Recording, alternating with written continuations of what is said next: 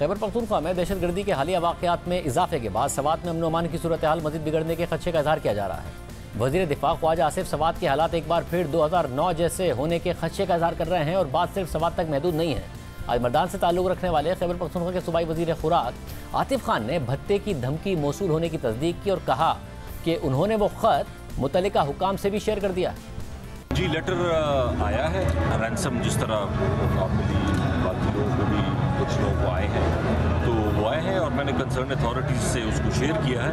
अब वो उस पर आगे जो भी कार्रवाई कर सकते हैं वो करेंगे इंशाल्लाह। तो सिर्फ ये आपको आया है या दीगर मिनिस्टर्स वगैरह भी हुई, क्योंकि चीफ मिनिस्टर के भाई का भी जिक्र हो रहा था? देखिए, मुझे तो बाकियों का पता नहीं है, लेकिन मैंने तो ओपनली कहा है कि ये चीज़ है और उसके मुताबिक जो सिक्योरिटी एजेंसीज़ हैं सारों को मैंने इन्फॉर्म कर दिया है। अभी आगे काम करना तो ऑब्वियसली सिक्योरिटी एजेंसीज़ का काम है।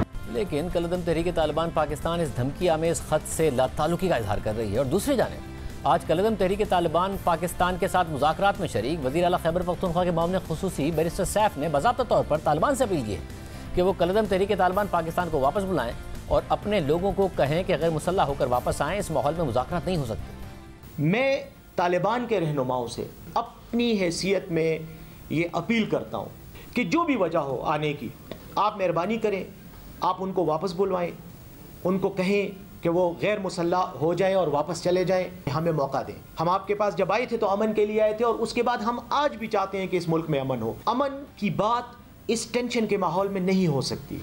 ये आपसे मैं ज़ाती तौर पर भी कह रहा हूँ और आप यूँ समझ लें कि मैं अपने तमाम साथियों की तरफ से आपसे ये कह रहा हूँ कि आप लोगों को वापस भेजें और हमें मौका दें कि हम अमन के लिए माहौल को साजगार बनाएं। इसके अलावा आज वज़ीर दिफा ख्वाजा आसिफ ने भी सवात के बिगड़ते हालात पर तशवीश का इजहार किया। 12 साल कबल इस हाउस को याद होगा कि सवात में जो कुछ हुआ और यहाँ तक कहा जा रहा था कि शायद जो है जो लोग इस वक्त सवात में हैं उनसे इस्लामाबाद ज़्यादा दूर नहीं रह गए। आज 12-13 साल के वक्फे के बाद वहाँ पे वही सिलसिला जो है हो सकता है उस वेलोसिटी के साथ या उस ग्रेविटी के साथ ना हो रहा हो, लेकिन हो रहा है।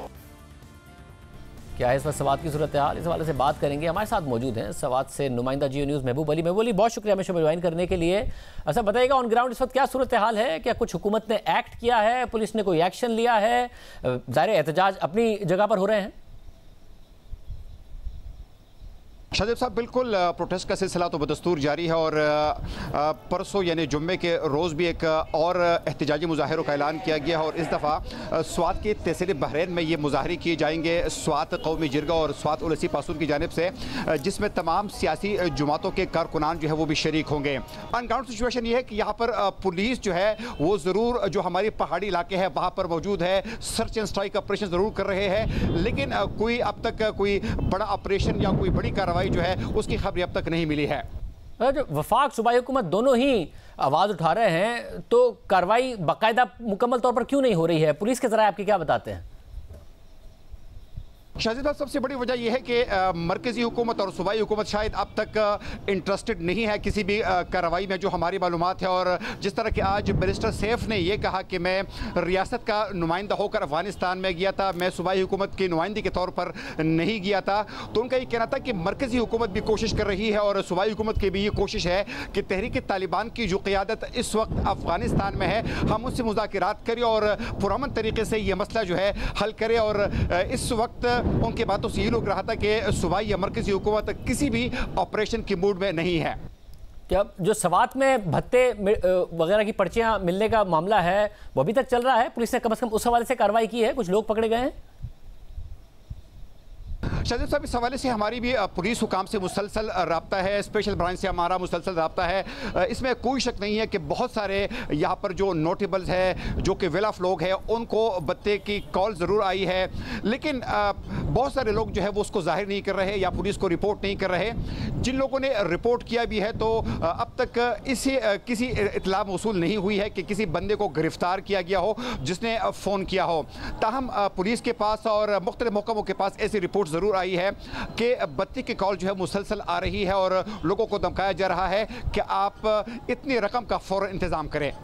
और जब टीटीपी जिम्मेदारी नहीं कबूल कर रही है तो फिर कौन है इस वक्त? कुछ समझ में आ रहा है पुलिस को भी कि क्या सूरत हाल है उस वक्त? आप कैसे देख रहे हैं? ज़ाहिर है आपका बहुत तजर्बा है इन तमाम मामलात को कवर करने का। शाहजेब साहब, जो हमारी मालूमात है तो आज जिस तरह बैरिस्टर सैफ ने अपने प्रेस कॉन्फ्रेंस में भी कहा कि यहाँ पे जो मुख्तलिफ ग्रुप्स है तो वो वेल कनेक्टेड नहीं है एक दूसरे के साथ। उनके मुताबिक इस वक्त स्वात में तकरीबन 4 मुख्तलिफ ग्रुप जो है वो मौजूद है जिनका एक दूसरे से डायरेक्ट कोई रब्ता नहीं है या डायरेक्ट वो कनेक्टेड नहीं है। इसलिए उनका भी कहना था कि जो तहरीक तालिबान अफगानिस्तान में जो इस वक्त मौजूद है, जो TTP की क़यादत मौजूद है, तो उनका ये कहना है कि उनके साथी या उनके कारकुनान जो है वो बत्ती की कॉल लोगों को नहीं कर रहे हैं। लेकिन इसके बावजूद भी मकामी तौर पर लोग ये शिकायत ज़रूर कर रहे हैं कि उनको कॉल्स आ रही है और उनको धमकियाँ भी दी जा रही है।